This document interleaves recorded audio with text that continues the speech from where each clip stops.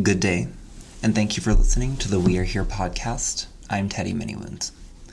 Today we are joined in conversation with Jordan Bigplume. Jordan is a 30-year-old citizen of the Tsuut'ina Nation, who despite growing up on Tsuut'ina, has only recently become a citizen. Jordan, like many First Nations families, has fallen under Bill C-31 and the Indian Act, and she'll explain more of that in her conversation with us today. For those of you who don't know and who might not be aware, I'm going to give you a brief introduction into Bill C-31 before we begin our conversation.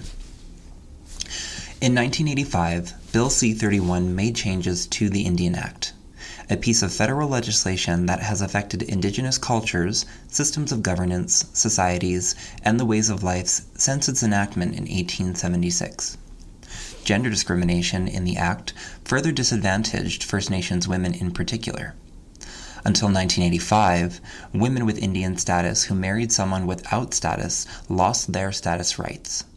Men, on the other hand, did not lose Indian status in the same way. So what did Bill C-31 do? Bill C-31 made various amendments to the Indian Act, including the separation of band membership from Indian status, the removal of some discriminatory parts of the Act, and the creation of new classes of Indian registration. Bill C-31 changed the Indian Act to grant bands the right to develop their own membership rules. Bands now determined who could participate in band politics, who could access band resources and property. However, bands did not control who gained or lost status. The federal government still retains this power. Bill C-31 also repealed Section 12(1) of the Indian Act, which stated, "A woman who married a person who is not an Indian is not entitled to be registered." In 1985, amendment allows women who married out and those who lost their Indian status through enfranchisement to apply restoration of their status and rights. Bill C-31 also allows their children to apply for registration as status Indians. The Act no longer requires or allows women to follow their husbands into or out of status. More than 114,000 people gained or regained Indian status as a result of Bill C-31.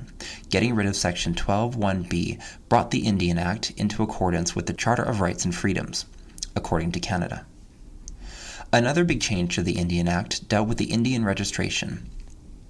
Bill C-31 introduced two new classes of Indians. The first, known as Section 6(1), applies when both parents are or were entitled to registration. This section is further broken down into subsections.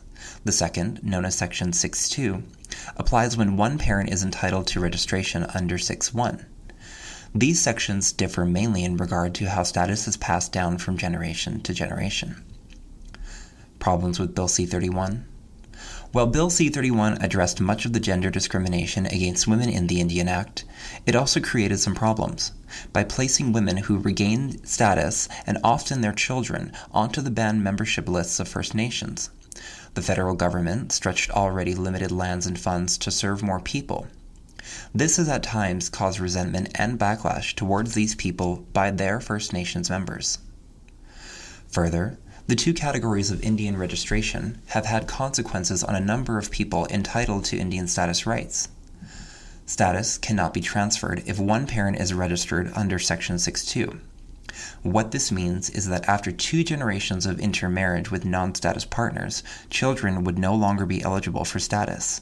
This is known as second-generation cutoff rule. Moreover, in order for a child to be registered, both the mother's and father's names must be included on the birth certificate. If the father's name is not included, he is assumed to be non-status. In such situations, children born to women registered under subsection 6(2) are not eligible for status. The amendment therefore significantly limits the ability to transfer status to one's children. Amendments after Bill C-31. While Bill C-31 provided many women with the opportunity to have status reinstated, it did not rid the Indian Act of gender discrimination. Cases brought to court by Indigenous peoples influenced further amendments to the Act. For example, in response to MacIver case, the federal government passed Bill C-3 in 2011, The amendment grants 6-2 status to grandchildren of women who regained status in 1985. However, it did not completely rid the act of discrimination. Bill S-3, part of which came into effect December 22, 2017, was brought about as the result of the Deschenu case in 2015. Bill S-3 enables more people to pass down their status to their descendants and reinstate status to those who lost it before 1985. The other part of the bill related to restoring status to women and their offspring who lost status before 1951, known as the 1951 cutoff, was brought into force August 15, 2019. According to the federal government, all known sex-based inequities of the Indian Act have now been addressed. This according to the federal government of Canada.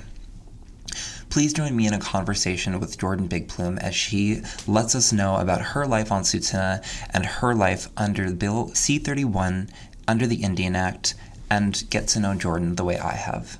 I'm really, really excited to share this all with you today.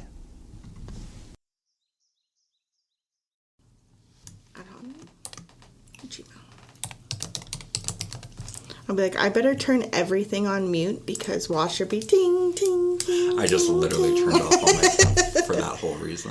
Hi, how are you? Hi, I'm great. Everyone, this is Teddy with the LPTS Department, Legislative Procedures Technical Services on Tsuut'ina Nation, and I have the pleasure today to sit with Jordan Bigplume. Hi. Hi, how are you? She's a super busy woman. You can't all see this, but she's got her phones out. She just got off a phone call, and I thank you so much for doing this. Anytime. I actually, Jordan, myself, growing up out here, I did not grow up with you.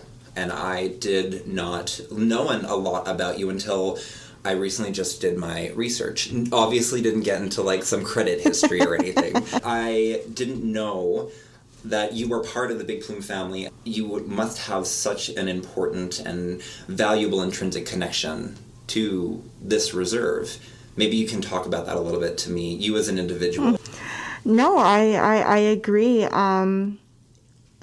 I have a really special connection with my Bigplume family as well as my One Spot family because how my Tsuut'ina lineage is tied to the nation is my grandmother, who's Faith Bigplume. Her father is late Chief Dick Bigplume, and my great-grandmother was late Lucy One Spot. So I have very strong ties with, I'd say, two of the largest families out here on the nation. And I grew up very close to both sides of my family. And I grew up to be able to spend time with the elders that were here at that time when I was younger, who's Arthur One Spot, like I said, my granny and my grandpa, and all the other elders that were so close to my grandparents at that time. And I'll be honest, I in regards to, I guess, my own personal identity, as I consider myself Tsuut'ina, both of my families, my One Spot family and my Bigplume family, have really contributed to the way that I perceive my life and live my life to try and be good and kind and helpful to anyone who needs it, regardless of who they are. With my One Spot family, we were growing up very close to traditional ways and traditional ceremonies, so that has been one of the biggest impacts of my life, which had really, even as a adolescent and young teenager, always put me in a direction of being luckily blessed enough to not struggle with some of the issues now that our youth are currently facing, you know, with such addictions issues and things like that. So luckily I had really strong family to guide me and to mentor me and to tell me what way is a good way to carry yourself, to have pride in yourself, and most of all, love yourself. And I think I would never have had those opportunities to learn those lessons without my Tsuut'ina family. That's super beautiful. I I feel very much the same way when I think about myself as an individual and when I think about myself as an individual in the world. I think it's so tough right now, you're right, with not having that connection that I know for myself I was able to feel coming from this collective, which leads me to my next question. We talked about it, you just talked about it, and I know for me as an individual, I like to think that even though I'm an individual, I always have people that I can reach to for culture, that I can reach to for support, and that's so missing right now. If you were to speak to our young nation members right now about that individual identity and finding strength in that, what do you think you could tell them right now? It's took me a long time to learn, especially with a little bit of back history on my personal situation with my grandmother being a Bill C-31 who was disenfranchised previous to 1985. So my mother, as well as myself, were never registered with the nation up until I was approved on the adult vote in 2016. So I've only been a registered nation member for the last few years. But I've always had strong ties to the nation, like I said, growing up with my family. And I really struggled with not my identity as an Indigenous person, but my identity with being accepted by who I call and who I consider family and identity. So in a way, feeling as a younger adult, from the outside looking in, I really struggled with how to accept my identity, or how could I accept myself when the people I consider like me, I felt at that time, didn't accept me. So with the adult citizenship vote, it honestly, it was one of the most challenging times of my life, deepest and, I'll be honest, darkest times of my life. It was simply because that's exactly what I was struggling with, but I didn't know it at the time, was how I considered who I was and what was my purpose, let alone here in the nation, but what was Creator's plan for me here in the nation for my people, my community, my family, who I've grown up my whole life with. So it was a struggle at that time, but at the same time, if I didn't go through those endeavors and refuse to give up on myself and my family, I wouldn't be where I am today if I allowed other people's, whether that's comments, thoughts, opinions, define my identity. And I think once I truly accepted that nothing or nobody could tell me that I'm any different from what Creator made me and the purpose that I have here, whether that's tied to Tsuut'ina or not, that I am still what I am. Thank you honestly so much for giving that. So many changes in the last 10 years. So many. We can list off, even our hair color. Like, just the changes we have gone through. But I haven't been here in 10 years, and you have. What could you speak to about the changes that you've seen and experienced, about the changes that you're currently seeing? I know it's such a broad question, so however you wanted to formulate that, please. It could even be a story. In regards to change, because we're forever changing, even if we're unaware of it, or even when we feel that we're stuck or things are staying the same, our surroundings and our environment are forever changing.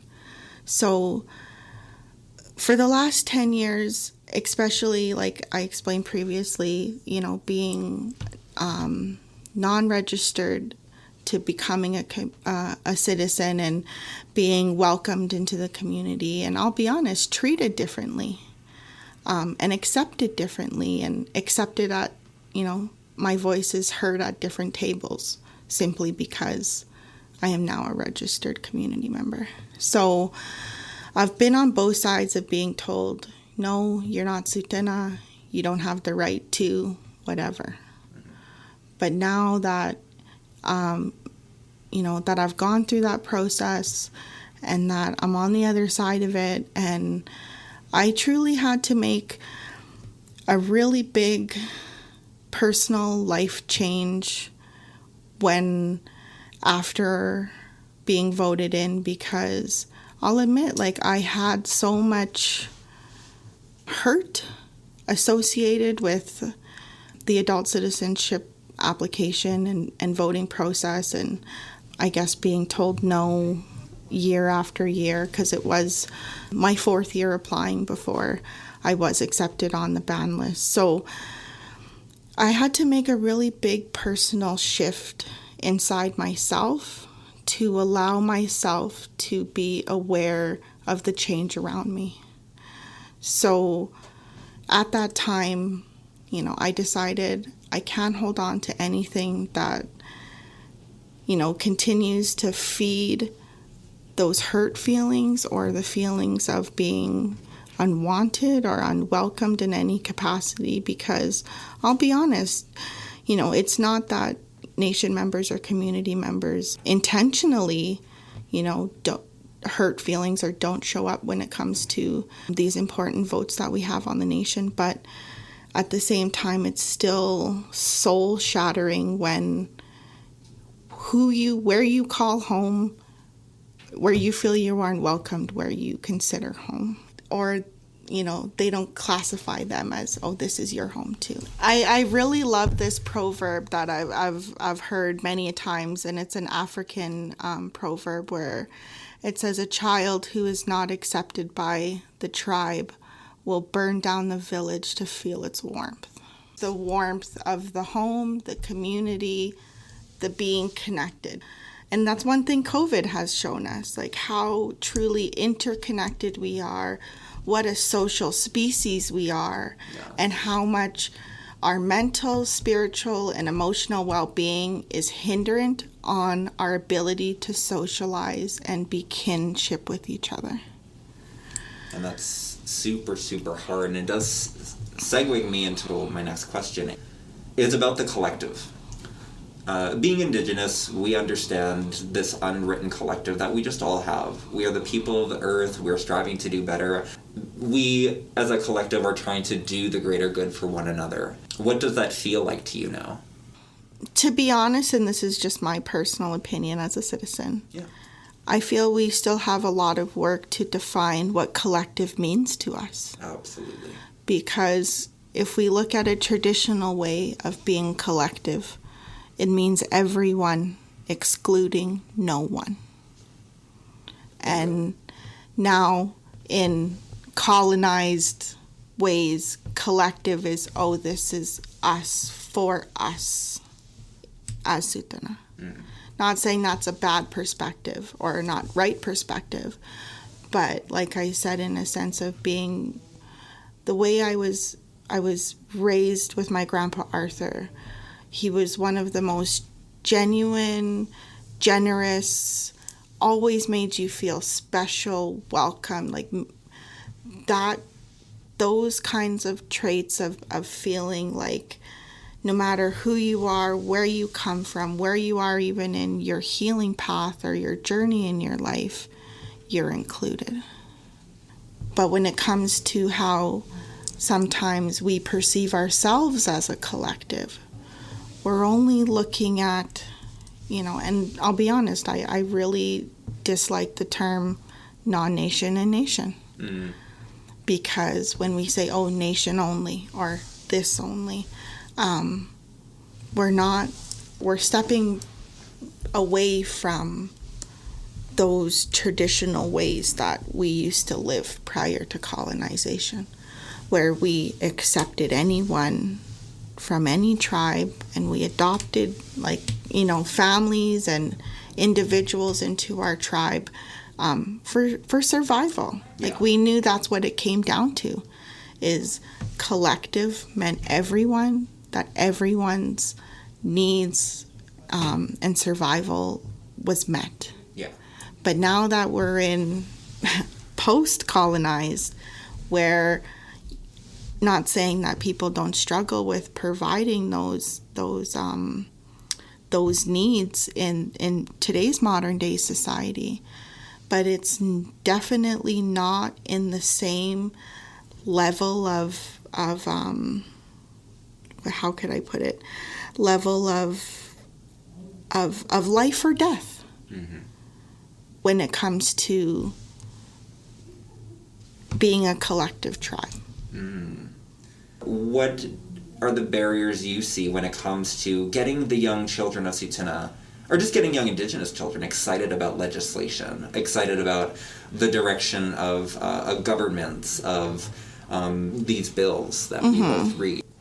What do you see for the new generation, and how do we get them excited about legislation and governments, and what do you think that we can do better, to be better, to provide better? In regards to the legislation, I think there's two different factors here.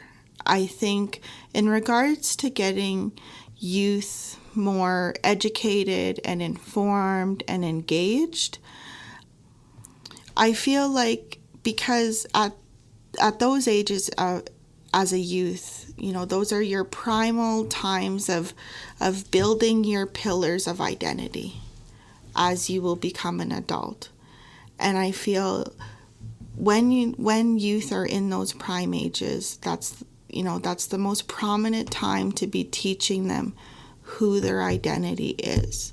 And I think if we were able to really explain traditional governance, not gahala, yes, but traditional governance, and the way that we operated internally, even as families, because even families governed families. It wasn't necessarily political or a pedestal, if you will, but it was lines of respect. And so I think if we were able to educate our youth about the way we were able to traditionally run, and in a way, Indigenous people were almost a perfect society previous to colonization. We had no of these issues now that our current society deals with, whether that's negative things like theft and things that I guess would consider you as a non-civilized individual, I guess, if that's the word you want to use.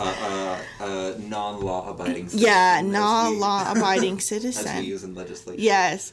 So, but with our traditional governance, the respect in the ceremonies went so deep that our collective, as even Indigenous people, not even breaking down to tribes and territories, but as Indigenous people, we were almost a perfect society because we were inclusive to everyone and we took care of everyone. So there was no reason to steal. There was no reason to do the things that current society deals and struggles with, because again, that sense of identity was so profound in us at that time. We were so full of power, culture, traditions, language, that how could you as a soul be lost in the world when you are that deep rooted into the ways that Creator gave us as Indigenous people? But now that we don't have that identity deep rooted based on colonization, residential school, we as people and youth are spiritually lost, because that identity and that that thing that hones you and ties you to Mother Earth and to Creator isn't strong anymore, because our teachings from generation to generation aren't there anymore. What do you hope for the next 10 years? If I could hope for anything, I would love to see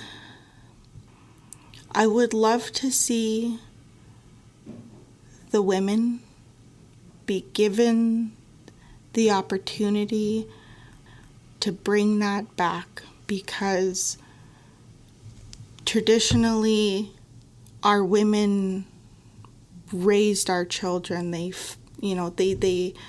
let alone take care of and feed, but you're responsible for feeding your children knowledge.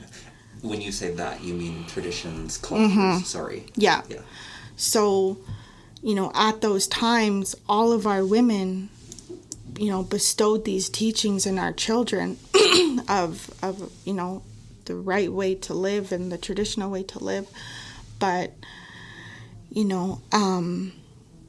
now, and this is based on colonization and sexism over, decades and years of having women disenfranchised and being, uprooted from their nations and their homes, and intergenerational trauma. Like, we still see those effects, 5 generations down now. So my hope is that, that's the reasoning why our youth and as a tribe, we struggle to obtain. Because where is all of our women who's responsible to be teaching it to us in a motherly way? Our grandmothers, our aunties, our sisters. Like, where is that foundation of women to build and to raise the people? Because that's our responsibility and our duty as women. That Creator gave us the ability to raise life. So when we raise life, we raise everyone. So if I could ask for anything, I would love to see that opportunity to have women be given the space to bring back language, to bring back culture, to bring back beading, tanning, you name it, to bring those back. And not saying that our men don't hold very valuable knowledge. They do. They're extremely important. But they also play that another role. But for women, our responsibility is the children. So how are we to carry on when, as a community, we still haven't brought back all these women? Last question, and thank you so much. That was beautiful. Any advice to the graduating class? What do you think it would be? I say this to a lot of people because it's honestly words that I live by, and this goes for, positive affirmation, but also can be in regards to, could be negative circumstances. But I say this all the time. I say, speak it into the world, even if it's by yourself. Speak what you want to do, what you deserve, what you yearn for. Speak it into the world and it'll come back to you. But if you keep it bottled in, if you keep it in your mind, that energy has nowhere to go. Put the words in the universe and watch the universe come back to you. I'm a huge believer in speaking it into the universe. And I also would think too, like for young people, and this is something that I've had to learn and grow and put myself out of my own comfort zone, is never be afraid to say or ask questions that you're thinking based on how others will perceive what you're saying. Don't be scared. Mm-hmm. Don't be scared. And the worst thing is to walk away from somebody or somewhere or a circumstance and think and say to yourself, oh, I should have just said it. That's one of the worst feelings you can have when you know you were given power at that time to think it, then you should have the power to say it. And you should. Don't be scared to say things, kids. In fact, say it loud and say it proud. No, even if it upsets some people. And it's going to. Yeah, Listen, going to. If I had to worry about everyone else getting upset, I would never leave the apartment. Yeah, no, agreed. And thank you for being part of this community. No, of course, I appreciate you and all of the LPTS's staff. I appreciate everything you guys do for our community and for our nation. So it's my honor to be here. Thank you for listening to Season 1 of the We Are Here podcast. I have been your host, Teddy Manywounds. We Are Here is presented by Legislative Procedures and Technical Services under the Governance Portfolio. Director William Bigplume, Executive Director Jordan Bigplume. Show direction and show production, William Bigplume, Teddy Manywounds, and Marcy McGinnis Two Guns. Sound design and sound editing, Andrew David Barron. Archive and research development, special thank you to William Big Crow, Gilbert Crowchild, and Marcy McGinnis Two Guns. Script and technical research development, Marcy McGinnis Two Guns, Cree Bigplume, and Brittany McGinnis Two Guns. Traditional Protocol Advisory, Gilbert Crowchild. A special thank you to Treaty Initiatives, Tsuut'ina Nation Communications Department, and last but not least, the Tsuut'ina Nation Chief and Council. See us, guys, and thank you all for listening.